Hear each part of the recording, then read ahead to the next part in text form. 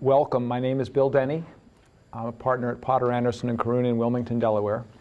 And I've been practicing privacy and security law and computer law in general for a long time, ever since the internet has been available to us. So today I'm going to talk about connected devices. And I'm sure you all have connected devices in your pockets right now or on your hips. But there's an explosion of connected devices. And when you're at home, you're probably surrounded by connected devices. And if you work in business, in industry, or in government, you're surrounded by connected devices that your business or your governmental agency uses. There's a web of interconnectedness, and these devices are collecting data. And it would be beyond our imagination, all the different kinds of data that are being collected. These all create new attack surfaces. And the devices come not only from your devices, your company's devices, but all of your vendors, all of your suppliers, all of your customers are using devices. And if you're in a manufacturing type of business, then you've got parts suppliers, and those are all technology enabled. They're connected.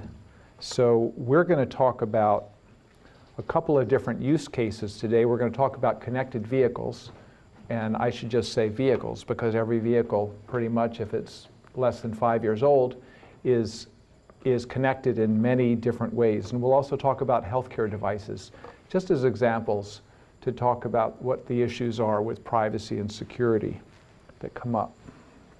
Where's my control? So that's me, and there are some certifications listed there having to do with data privacy.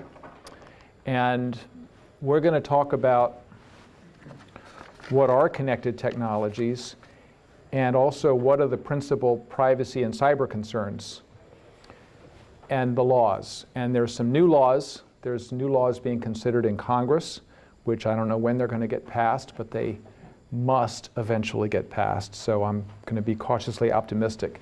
We'll talk about the examples of connected cars and medical devices and what's coming next. Connected technologies generally refers to products that have internal or built-in technologies that allow it to communicate or connect to the internet. And this is often called Internet of Things, or as we could also think of it, Internet of Threats. So they are smartphones that you all have, I'm sure, video conferencing. It can be refrigerators and toasters and televisions and fitness wearables, home fixtures, appliances, garage door openers. Also, it can be drones, network routers, surveillance cameras. If you walk down the street, you might see cameras on the sides of buildings. It's amazing the network of surveillance that we have and the companies that gather that information and package it and sell it without any regulation. There are different areas of technologies. So we've mentioned a little bit personal technologies. And there's also new lines of products in businesses that are connected. And the connections are another aspect of this, and that is how the different devices talk to each other. This is like the bridge that connects one device to the other, and data crosses that bridge. And applications run on the devices. Applications operate the connections as well. And data flows through the system. And that's why I have the little cloud, the little clouds up there, the little blue clouds that say risk. The risk is where the data is being collected and flowing through the system. So privacy and security are very big deals. They're common across products and across industries.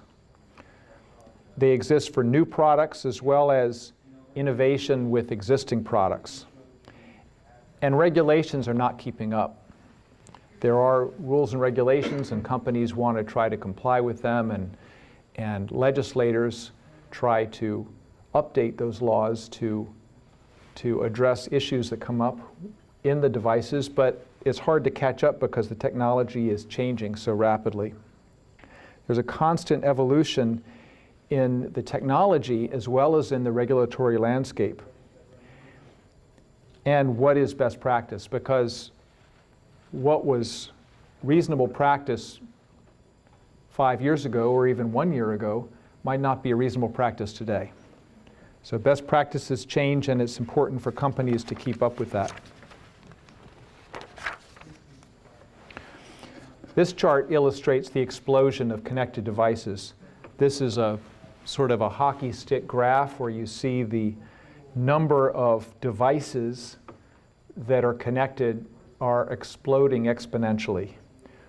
Moore's law describes the increase in computing power, and I think Moore's law says that computing power roughly doubles every 2 years.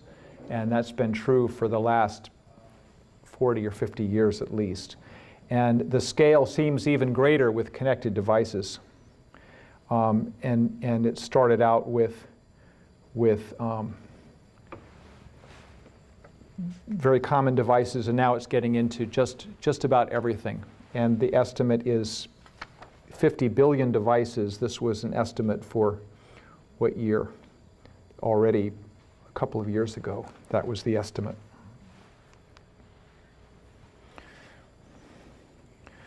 So in considering privacy, the first question to ask is what data is being collected?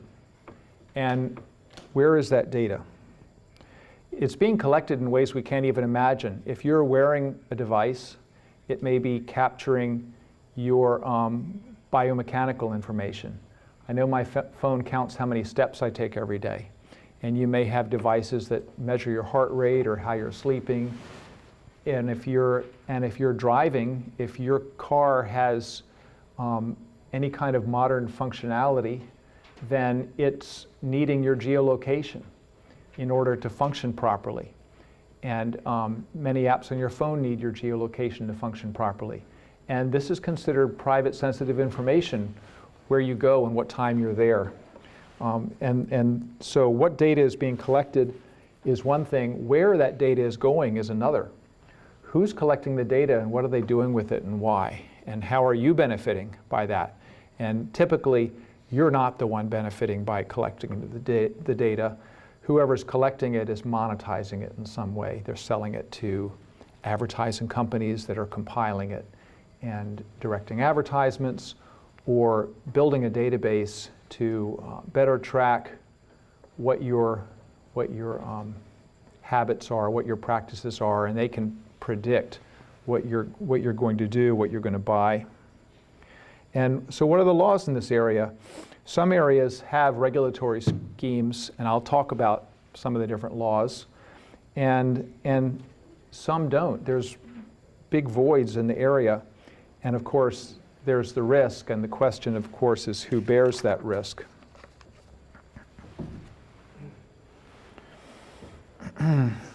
There are different parts of the ecosystem to consider. The first part is compliance. Companies are worried about, am I complying with the laws? What laws apply? Is there user consent to what I'm doing?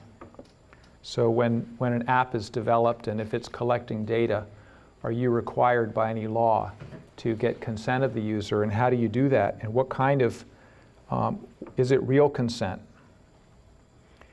And is there one regulatory scheme to comply with, or do you have a different regulatory scheme in every jurisdiction where you operate? If you're operating across state lines or across national borders, you may have multiple different laws to comply with. And that also involves transfer of data across borders. European Union has very strict rules about what can happen with data of European Union subjects, and it can't be transferred to a country that doesn't have compatible rules. And the United States does not have compatible rules with European Union, and so there's a lot of difficulty even in doing business across the ocean. And with companies being global, it causes companies to incur lots of additional expense in localizing their operations and localizing their data centers. Surveillance is using personal data to monitor you, and it could be done in ways that could hurt the user. And it could be used in, data could be used in ways that was not intended. Facial recognition technology is a prime example. It's very convenient when you take out your phone that it recognizes your face and can log you right in, or you can use facial recognition for authentication in different computer networks. But the facial recognition technology has been aggregated and exploited and sold to private businesses and sold to governmental agencies. And just to give you a sense of what it can do, if you're wearing connected glasses that are connected to the software and you walk down the street, you can look at faces, and the computer software can identify who that person is and tell you information about them. And different governmental agencies have used this at sporting events to monitor the crowd and look for people that could be at a risk. So there's just many scary ways that this data can be used, and it's currently unregulated. And of course, connectivity is the bridge, and that's a significant vulnerability and risk point.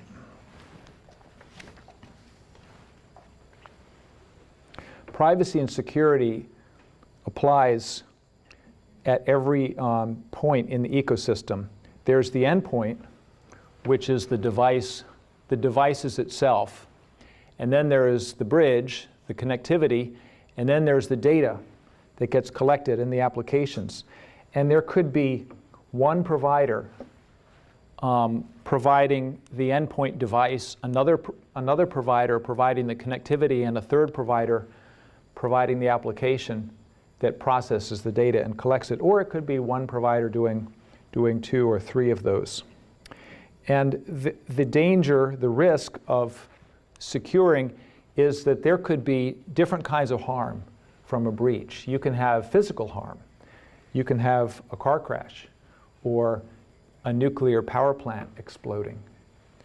Or there can be data harms, such as millions or billions of unsecured devices working together to create a denial of service attack.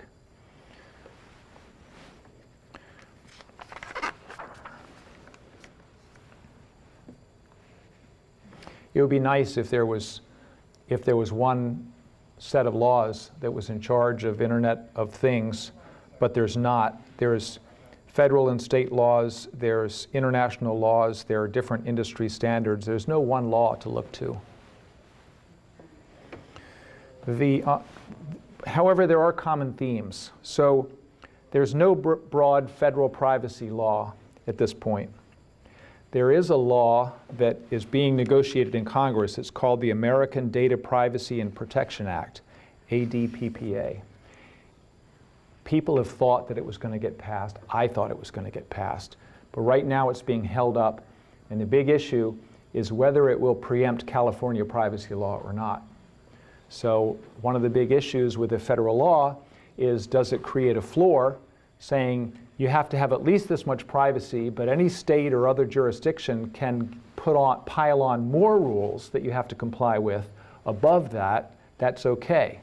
Or does the federal law say, this is it, you don't have to do any more than that? That, in other words, it's a ceiling, it's a floor and a ceiling.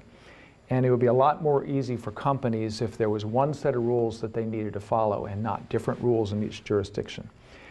So the law, when it finally gets passed, it's going to be a train wreck. It's going to be a mess because it's Congress. But we still need it. We still need it. Because right now, we have 51 different state privacy laws. We have 5 comprehensive state privacy laws that govern all data of the data subjects that live in that state. And so you can be a business in Delaware, and your business may operate regionally or it may operate nationally. You need to comply with comprehensive privacy laws of every state where your data subjects reside. And it's, the cost of compliance is skyrocketing, and there's inconsistencies in the laws. And so you can comply with the law in one state and put yourself in violation of the laws in another state. And it's very difficult to segment your database that I'm going to treat these data subjects in one way and treat these data subjects in another way. No company can do that. And so what happens is companies tend to ignore the detailed requirements of the different state laws. And they will just operate in some way that they think is reasonable and hope that they get away with it. And they may. And it has little impact on actual privacy protection. So one of the reasons we need a federal law is to standardize so that we actually get real privacy protection. Personal data is everywhere. Personal data does not respect state borders or national borders. The technology is developing rapidly. With geolocation, just as an example, from a privacy perspective, you may not want to share your location, where you go, when you go there. And yet, geolocation is often needed for technology to function properly. Certainly it's needed for automated vehicles or autonomous vehicles that are traveling down the highway. They need to know where they are. They're going to be subject to getting automatic software updates from the manufacturers that are downloaded over the cell service. They're going to be paying tolls through sensors. They need to sense where the cars are around them. The geolocation data is critical. So how are you going to protect that data from being exploited in the wrong way? And who owns that data?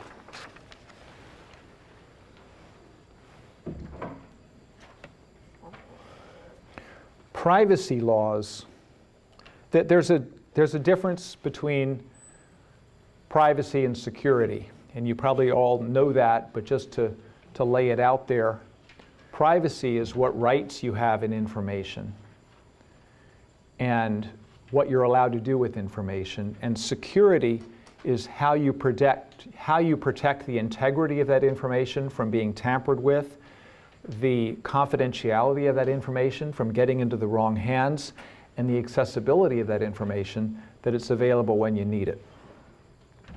So on the privacy side, these laws look to customers' wishes.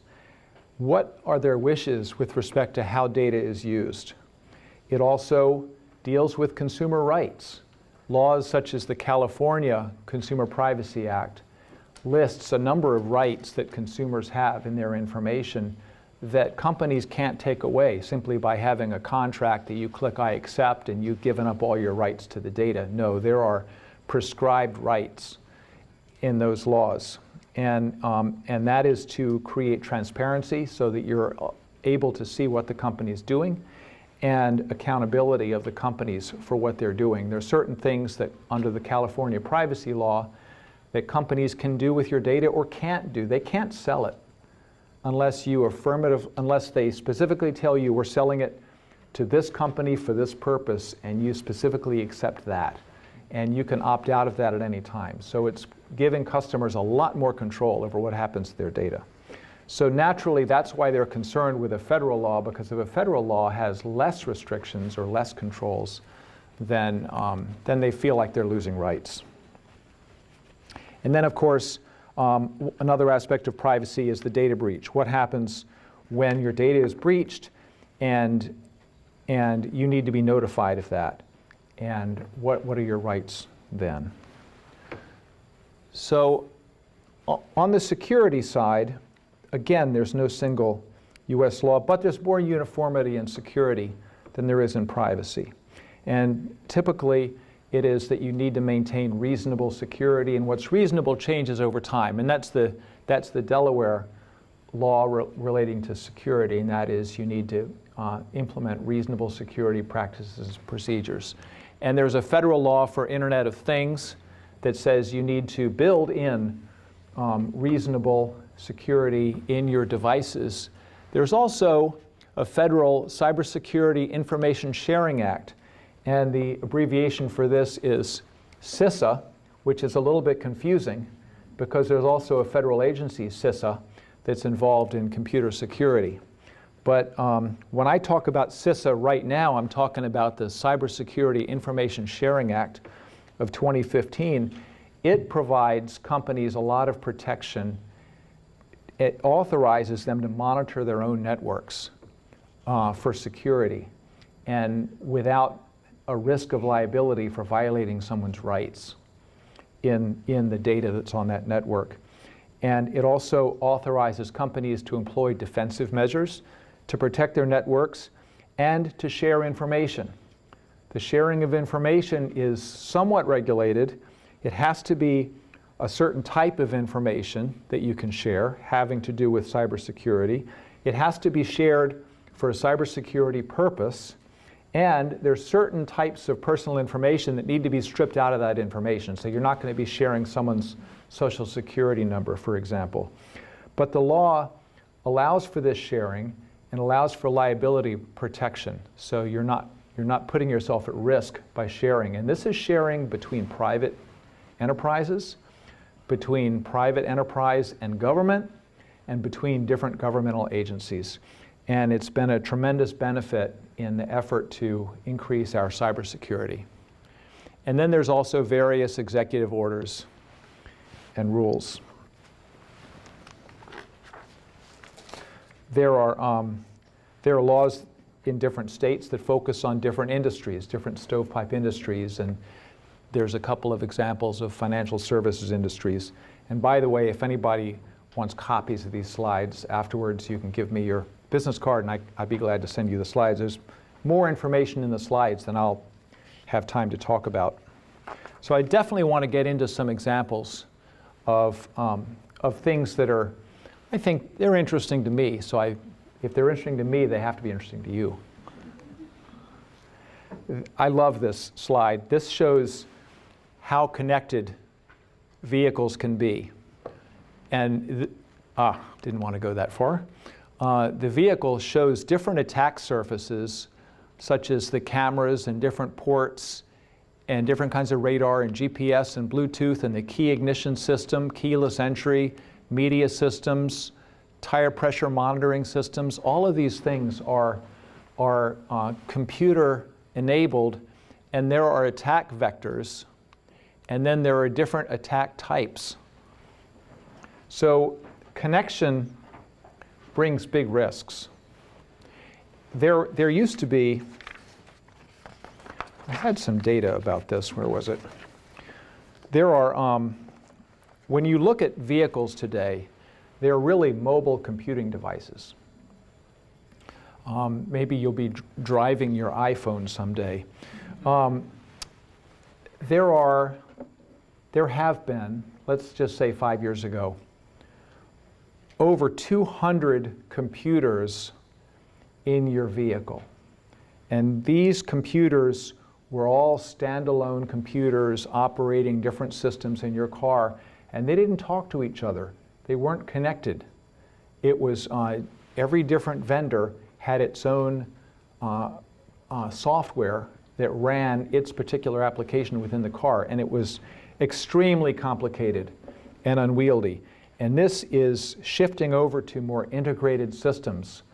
The OEMs, which is original equipment manufacturers, which are the car manufacturers, are trying to move towards large operating systems that can operate the whole car and that can affect the critical systems of the car, the infotainment systems. The problem is car manufacturers have not traditionally been software companies, and they're not good at technology. They've tried. Different car manufacturers like Volvo came out with its operating system, but they never commercialized it because it didn't work. So, little problem. So who comes to the rescue? Can anyone name a famous fruit company that came to the rescue? That would be Apple and Google and Amazon, the usual suspects. They're competing for relationships with car manufacturers. Google has developed an integrated system called Android automobile. And they are licensing it to multiple manufacturers. And so when you buy a car, you're going to have a choice. Are you going to buy an Android car or an iPhone car? Because if you're an iPhone person, you're going to just want to buy an iPhone car that's going to be compatible with your other Apple applications. It's a mess. And so, of course, the technology companies want to control most aspects of the car. And the car manufacturers want to control most parts of the car. And all of these, one company can't do it all. The technology companies would love just to take over the whole thing. Like Apple usually sells hardware and software. They don't like partnering with other companies.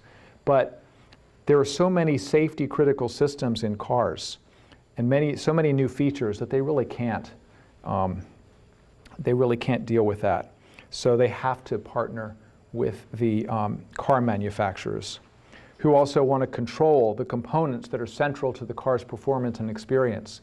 So the new kinds of cars, what kind of cars are the new kind of cars?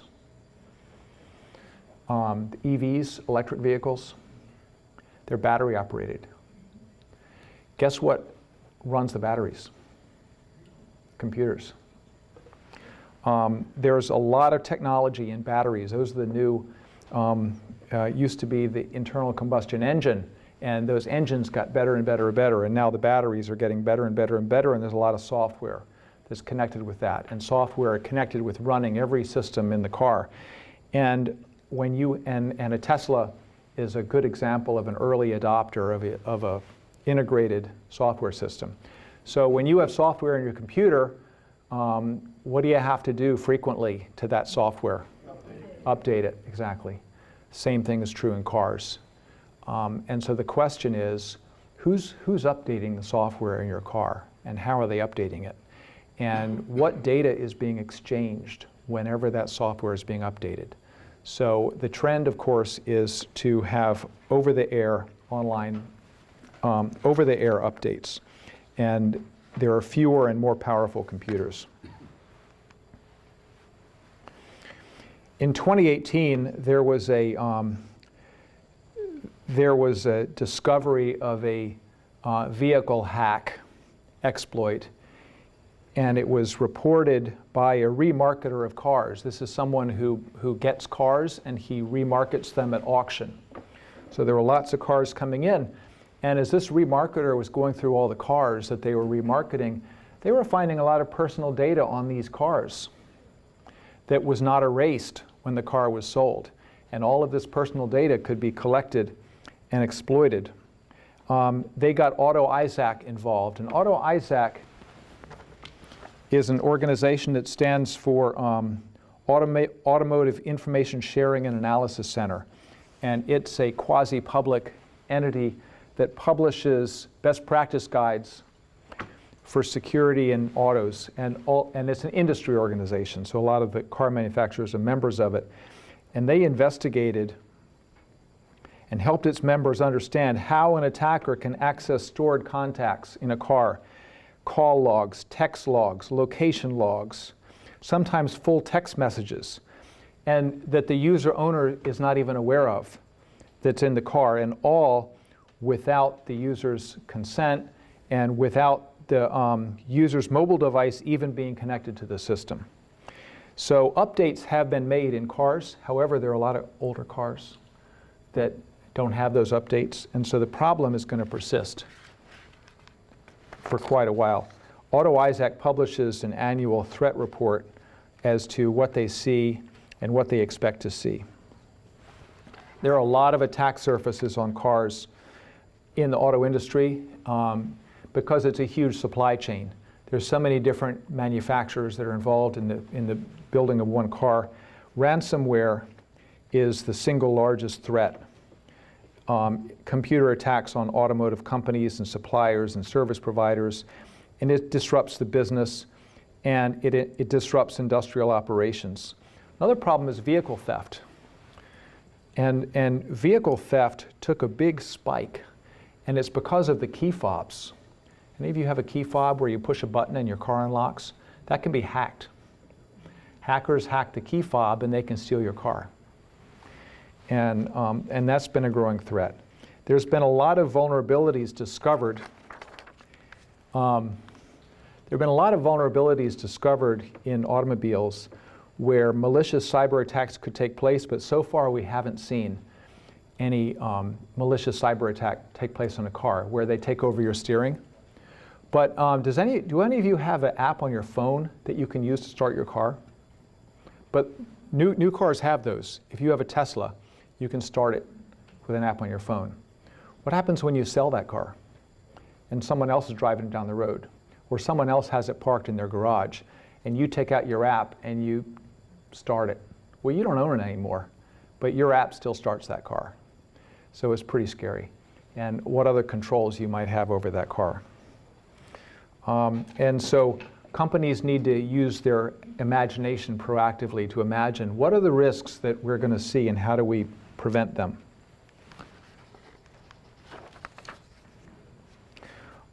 There are groups that have attacked car companies through ransomware. Conti is the most prominent group. And what happens in the ransomware attacks is that the group gets into the network of the car manufacturer or the parts supplier and doesn't deploy its software yet, but it just sits there and monitors and sees where things are happening and where the data is. And it can exfiltrate data, and it can exfiltrate data on the company and its employees and its operating systems. And it can be a zero-day risk where it can all of a sudden shut down the system.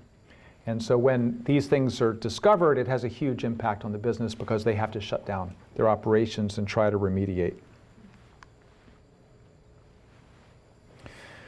There's an estimated, by 2023, 800 million connected vehicles. So the question is security going to be governed by regulation or by voluntary efforts? And voluntary efforts, surprisingly, has more promise, in my opinion, than regulations, because regulations never keep up with where the technology is. But my prediction is that the trend is going to be towards regulations, and we'll see in a moment that in Europe there are regulations being put into place, while in the US it's much more voluntary, where companies are encouraged and incentivized to use best practices. And the National Highway Transportation Safety Administration has put out cybersecurity, keep pushing the wrong button, cybersecurity best practices for modern vehicles, and Auto ISAC has put out best practice guides. But there needs to be a global approach because car manufacturers are global entities. They operate all over the world. There are three major regions, if you can think about the Americas and Europe and Asia as three general major areas. And companies that build cars, they want to build cars that are going to be operational in all of these different areas. But there are these United Nations Economic Commission for Europe put together a working paper 29 on cybersecurity for vehicles.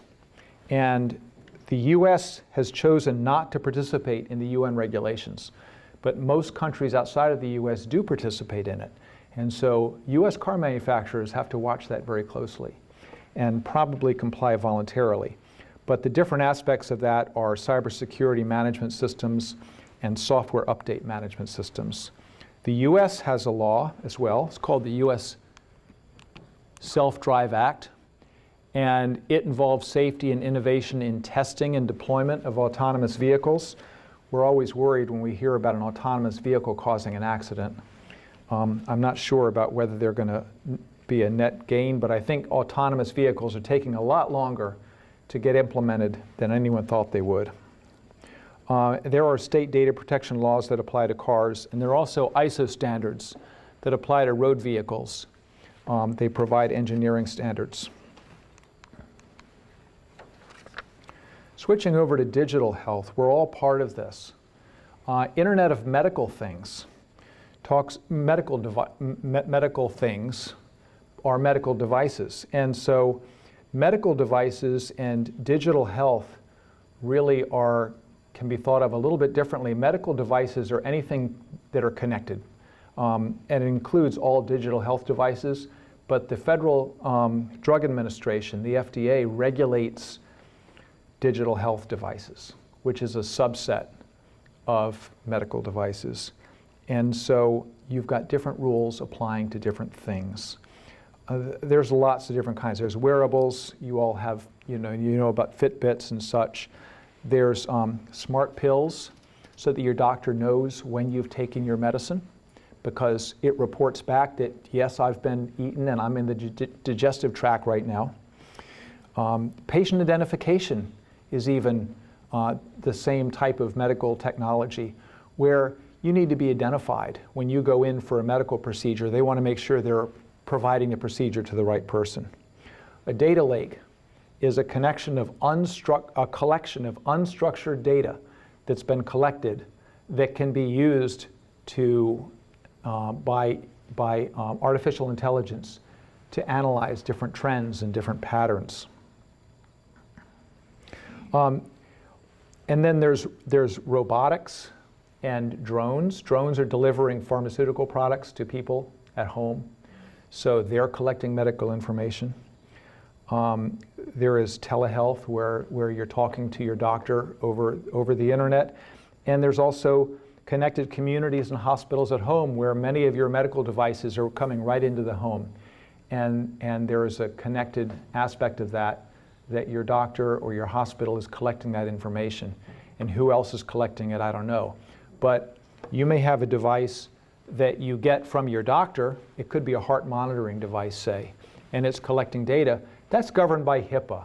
That's the Federal Health Information Privacy and Protection Act. But if you buy a heart monitoring device on Amazon, and because you want to monitor your own heart and it's collecting data, that's not governed by HIPAA. And so you've got the very same device doing the very same thing, but depending on who's using the data, it's either governed by HIPAA or it's not governed by HIPAA. Many of the healthcare is the #1 infrastructure sector that's victimized by ransomware. And ransomware is a huge problem, because if a hospital gets hit by a ransomware attack, think about how many people are affected. Or Anthem Health Insurance was hit by a data breach, affected 75 million people and accessed their health data. And health data is considered very valuable. So the goals and challenges for medical devices is, first of all, to make healthcare better, more accessible, more convenient, to innovate, have greater access. But the challenges are many. You've got complex technology that you're dealing with, and there's a lot of data that's being collected, and what data is being collected, and is it all necessary, and how is it being used, and who owns it, and is artificial intelligence being used, and is there bias built in to the artificial intelligence? And I'll give you a couple of examples of how bias can be built into the algorithms. And one is online diagnostics. Online diagnostics will the artificial intelligence is only as good as the data that's been collected and put into it, and that's built it.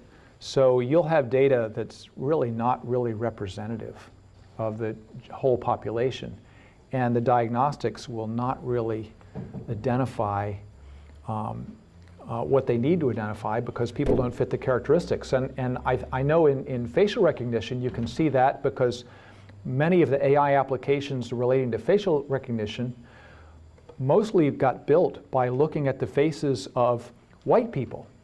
And it turns out that they are not nearly as good at identifying the faces of black people, because that data wasn't put into the system in the beginning when it was built. And so that has an impact. And the same thing can happen in ancestry tools. Typically, people who do their genetic testing are Western European people. And many drug companies have been building treatments based on the data that's been aggregated through genetic testing devices. And so you've got new treatments being developed that are mostly geared towards Western European heritage people that are not going to be as effective in other areas. So there's a lot of challenges. The laws that govern depends on who you are and what kind of data you collect. So who you are you a covered entity under HIPAA? That is, are you a medical provider or a hospital or an insurance company, medical insurance company? Or are you a non-covered entity? You might be Amazon that's selling a wearable device.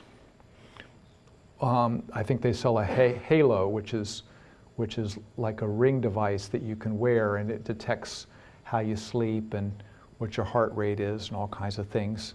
And it would not be covered. Well, there are laws that apply to non-covered entities that are typically not as strict and they're not as standard, whereas HIPAA has much more strict requirements of security and privacy.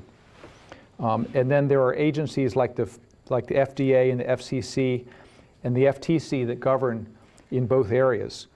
Different kinds of data is treated differently. There are laws on the horizon that may try to reconcile some of this. I'm not optimistic it's going to get passed anytime soon.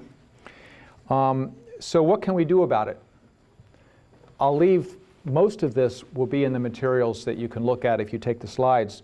What we can do about it is look at what laws, what contracts govern when our data is collected, or if we're in a business that's involved with other companies, who owns the data? The question is negotiating a contract. Sometimes you can't negotiate the contract because you're a small enterprise dealing with a gigantic tech company, and it's a take it or leave it proposition to take their contract. But other times, when there's more equality, you can negotiate terms in a contract. If you're an individual user, the question is whether you've given consent and who you're doing business with. So there's a gigantic supply chain with automobiles, with health devices, with everything that uses connected technology. Everywhere along that supply chain are contracts between the parties. And this simply illustrates that there are enterprises and end users and consumers who all contract in different ways with the original equipment manufacturers and the third-party add-ons and the resellers and distributors. All of it, everybody's trying to take control of the data and own the data. So in procurement, you need to ask if there's a written contract between the parties and what types of contracts, and are the terms flowing down? Where do the terms come from? So the big contribution that lawyers make, of course, is to talk about compliance with the laws and also look at these contracts and say, what do you need in the contract to protect yourself? Who owns the data? How do you allocate the risk? And what kind of protections do you have in case there's a breach? And what are you doing to monitor the other party in the contract as to whether there's a breach or whether they're complying with their obligations? Are they even able to comply with their obligations? So vendor management, supply chain management becomes key to managing security and privacy in this area. I'd be glad to address any questions anybody has about these topics. There's just a lot of things going on. So I have a question. Yes, sir. Any of the laws that are in practice in California or ones that are being thought about, how much do they differentiate between children, minors that might be being tracked either because they're wearing a Gav watch or because they have a phone but they're minors? It's a good question because there's different laws that apply to data of minors, and it puts the obligation on the equipment manufacturer to identify who the users are and to identify whether they're a minor or an adult. because there is a very strict liability in place if the data you collect is of a minor and you haven't imposed the proper protections, and you're not even allowed to collect the data of minors in many cases without the consent of the person's guardian. So, so it is a huge complication, and there's new laws that are being introduced in California that put much more liability on service providers and technology companies, and it's going to result in people in California losing access to services because it's too expensive and too cumbersome for the technology companies to identify whether the people they're dealing with are minors. Yes, ma'am. Regarding data breaches, is there a federal law that governs all states as to how long an entity has to disclose that there's been a data breach? It seems like it's anywhere from 3 months to 3 years. Yeah. Yeah, so it depends on the industry.